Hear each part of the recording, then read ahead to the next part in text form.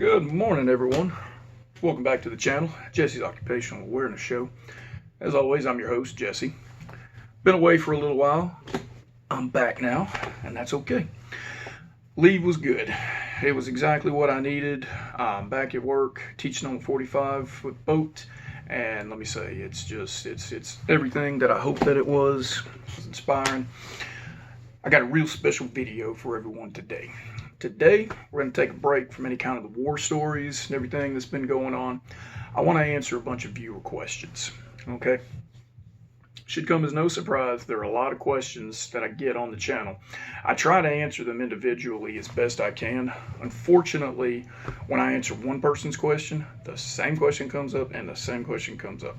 And that's not a bad thing, okay? I like it. However, I don't get tired of answering the same question over and over again. I just feel like I've answered it in some place, and the viewer who's asking the question should have already had that answer. And then I realized, well, maybe they didn't see that video, because a lot of times those answers are buried in the video archives. So today, video addresses specific viewer questions. If you have one, leave it down there below for me. If I answer it on here, cool, great. Hope I was able to help out. So, I've got my notes back here behind me where you can't see. I'm going to be going off of those, and I'm just going to be free firing. All right, so let's go ahead and get started. Questions about. These are not in any way, shape, or form organized, okay? Not from the top to the lowest. I'm going to try not to dance around too much. Actually, I'm going to dance all over the place. That's how this channel is, and that's how I do it. So, probably the number one question that I get asked, what is this unit like? Okay, what is the wind unit like? Hilltop, mountaintop, Skyview, Fort Stockton, yada yada. Guys, I did 3 unit tours when I was in the academy. Holiday, Ellis, and Estelle. After I graduated the academy, I was assigned to Styles. From the time that I was an official CO after graduation to the time that I resigned, every day that I worked was at the Styles. I didn't work at any other units, okay? I would be lying if I said that I went to the LeBlanc unit and could speak about it. I'm not going to do that. That's not what this video channel's about. I can only speak for the Styles. I wish that I could speak about other units. I understand from the time that I was there now, so to me it's new. There's a new position called the mobile officer. This is an individual that I understand travels to different units, that I guess to help out where they're short-staffed or short-handed. So that individual does get to see a bunch of different units. That didn't exist when I hired on. In fact, once I got assigned to SEG, I couldn't get out of there until I resigned. So unfortunately, I can't answer questions about any other TDCJ unit other than it's a fucking prison. All right. What's with the name of the show? Jesse's Occupational Awareness. Dude, all you do is talk about prison shit. Why is it called that? When I started the channel, I had intended to speak about the 3 main industries that I've been in: Marine Corps, Coast Guard, and a prison. When I tried to start talking about the Coast Guard and the Marine Corps, the views just absolutely plummeted. There were none. Nobody seemed to care about hearing about it. So all I've done is talk about TDCJ. I left the name the same simply for search algorithms and just for consistency's sake. So yeah, I know it's an odd sounding name, but that's how it evolved, and I'm just going to leave it as is. I don't want to change the name. It is what it is. What was the insurance like? Okay. The problem with the insurance, we did it during our first week in the academy. I think it was around day 3 or 4. The admin clerks came in. You would think that you would do it at the actual individual unit that you're working, but no, we did it in the academy. The clerks came in, and the paperwork was just absolutely thrown at us. Sign this, sign that, sign here, sign on that. Hey, do you want to contribute to certificates of deposit? Buy this, buy that, CDs. And oh, hey, by the way, sign up for this book club. Dude, they threw the paperwork at us so fast, I don't even really remember what all I signed up for. I do know that I didn't elect the health insurance. You had to carry some kind of a minimum. I don't remember what it was. I'm sorry. But because I was a Coast Guard reservist, I had TRICARE insurance. I paid for that through my drill pay. So I opted the least amount of benefits that I could get from the state. I did take the insurance where if you get injured and you have to take time off, you can continue to get paid. I knew I was probably going to be a target of assaults, and I was. I did take that. I did contribute to the retirement plan, LECOS. I don't remember what that acronym stands for, but you can look it up. I think it's changed a little bit nowadays. Pause for hydration. But I do know what should have been around a $2,900 paycheck. I was CO3 at the time. I know the steps have changed. CO3 is the bare base nowadays. CO4 for military. Okay, that didn't exist in 2000. When did I hire? That didn't exist in 2012 when I hired on. So, $2,900 paycheck actually came out around 2,500-ish. It was closer to 26 and it was 2,500. So there's a couple answers to that one right there. Benefits and pay. Did we have to maintain the uniforms? Yes. We were issued 4 sets of uniforms. We got 4 long sleeve shirts, 4 trousers, 1 green puffer coat. We called it the squirrel skin jacket. You got the state issued little name tag. You could wear it above the pocket flap or below the pocket flap. I saw both. I had mine made. Okay, I'm going to try to get this in right here. I had this made by Galls. All right, J. Carter, what was it? J. Carter CO3, that was my rank. And I had this little attachment. It pins on in the back, and it shows when you've been serving since 2013. I didn't have it done in 2012, because that was my academy time. But this was the one that I wore on the uniform. The reason that I've got a rag on it, there's a gap, a space in between where the prong is, and when you pin it through the shirt, the name tape itself it'll flop. When it's on it'll hang down. This was a space filler. So from that to this pinned in, it kept it good and flush to the shirt, and it made it look sharp. The other one that I just wore a little flag insignia. Just pins on. I wore it because I was proud of my uniform. I just wore them above each other. So the uniforms are our responsibility to maintain. Inmates did the laundry. You'd have to turn them in. You could pick them up either next shift, before shift, after shift. It's pretty good turnaround time. So yeah, they were our responsibility. I had to turn all those in when I resigned. If you didn't turn them in, they keep your last paycheck. Okay. What they didn't want was those uniforms unaccounted for, and they get in the hands of somebody who doesn't work at TDCJ, or heaven forbid, an inmate. Inmate puts a uniform on, leaves, now we got an escape. Okay? One of those things. So they were tracked pretty tightly. What do I miss most about working at the prison? I had to think long and hard about it. I miss 2 things the most. 1, the haircuts. Number 2, believe it or not, the food. Okay? The haircuts were on point.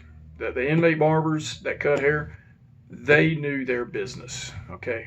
I think they were either barbers in the free world or they had learned how to do it. It wasn't Joe who raised his hand and said, yeah, hey, I'm ready to cut hair. No. These guys have been screened. They knew what they were doing. You'd go inside the barbershop, you'd sign in on their little sign-in pad, whichever inmate cut your hair, you'd sign it on that guy's thing, sit down, do the thing. Man, those haircuts were so good. I felt bad I didn't have to pay the guys for it. I don't know what their compensation was. I know they got something. I never found out what. You didn't ask, they didn't say. The food, man, the best thing about the food, it was free, it was there. I didn't have to wash the dishes. I didn't even have to bring a container. go to the ODR, and you can get as much of it as you wanted. Now, granted, the meal times could be pretty inconvenient. You got your 30-minute break in the 12-hour shift. A lot of times it could be around 2, 3 o'clock in the afternoon when I'd get that break. Hot, sweaty, just been dealing with inmate bullshit all day long. I think they purposely kept the air conditioning off in the ODR, officer dining room, because you go in there and sometimes it would be like a freaking sauna. There were times I'd take the food and I'd go stand outside the little catwalk area where the gate boss was, and I'd eat the food outside with the plate. Trustees, hey, boss man, boss, you can't take that out there. You fucking trying to tell me what to do, dude? I'm sick. Go get your ass behind that line and start serving other people. Yeah. So a lot of times I'd take the food and I'd stand outside. But yeah, the food wasn't bad. It really wasn't. I learned to like pastrami sandwiches there. PB&J. I still got love for PB&J to this day. I bring that to lunch quite a few times. You know, those sack giant boiled eggs.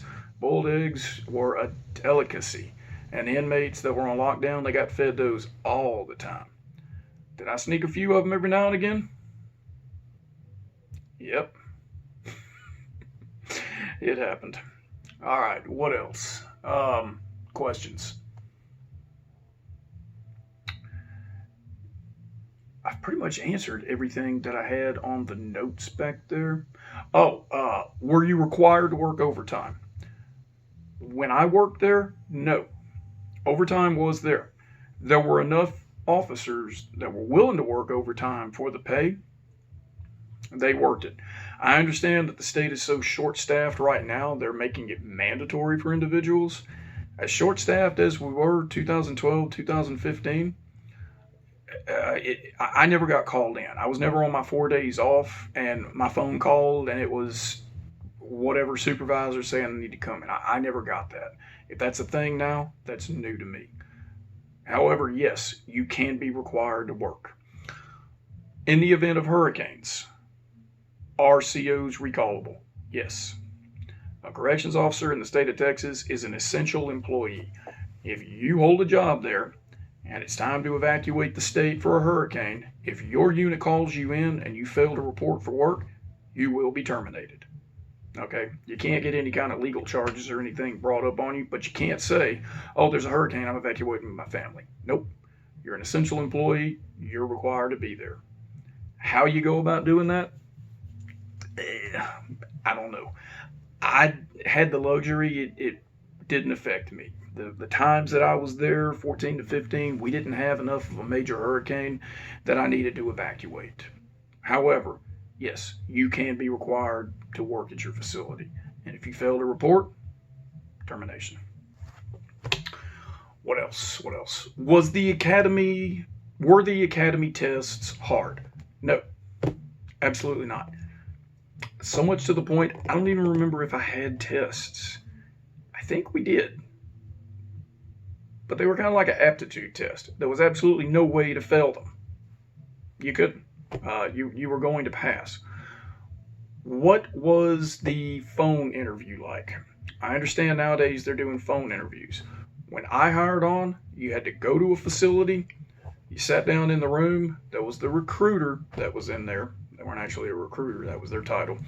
You took a little 20-question prison test, and there was a memory test. You looked at 3 different pictures. You memorized as much of it as you could for 5 minutes, and then you opened up your answer sheet, and it asked you, how many individuals on horseback were there? How many individuals were wearing jackets? That kind of thing. Just testing your memory. You answered it, you turned it in, and then afterwards you had a pre-screen interview. You had passed the test. What do you hope to get out of being a TDC employee? What are your expectations of being a corrections officer? And after that, boom, you were good.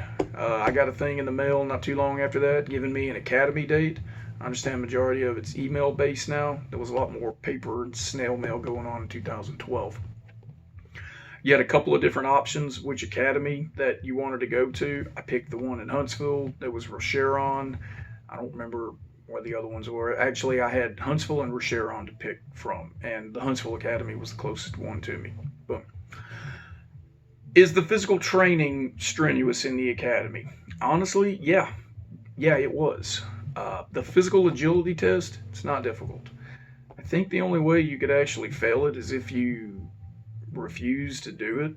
There were some individuals that showed up to the academy with walkers that were able to pass our quarter of a mile run. All right. Don't sweat the PAT. Okay. You will pass it. I promise you. What else? Do you get paid during training? Yes.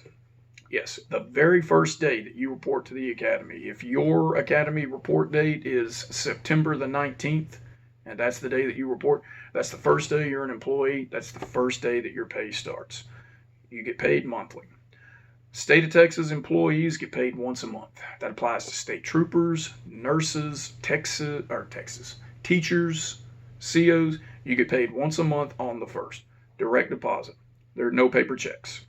Absolutely no form whatsoever. You have to have direct deposit set up with some kind of a financial institution to get paid. All right. I'm pretty sure that hasn't changed. That's been a policy since I think the 90s, whenever direct deposit started really becoming the wave of things. So, yes, you are paid while you're in training. The academy is approximately 6 weeks. You get your first check while you're in the academy.